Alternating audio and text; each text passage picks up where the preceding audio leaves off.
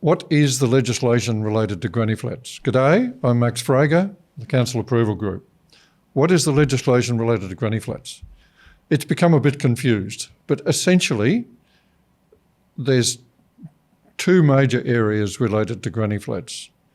There is the state policy, affordable housing, which in some cases has overridden councils.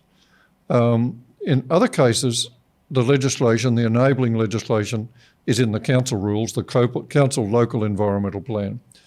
They were always granny flats. They started basically 40 years ago in my memory as a place for granny to live, and it had to be tied to granny or a family member.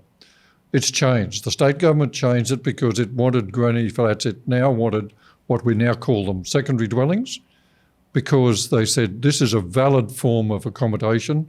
Not everyone needs a big four-bedroom dwelling. What they want is something small and convenient and close to services, maybe close to their younger family, but it's not a granny flat anymore, it's a secondary dwelling. The rules generally, a secondary dwelling needs to be associated with a principal dwelling. It needs to be on the same site. Most commonly, they're limited to 60 square metres, but we can get a bit more than by that through a deck or a carport. But they're generally 60 square metres. There are some differences in rules in some local government areas. It can be 60 square metres or a percentage of the size of the major dwelling. There are some things that can't be refused to refuse secondary dwellings, but that's a bit complex. So it's a really good part of the legislation. It fills a great part of accommodation provision.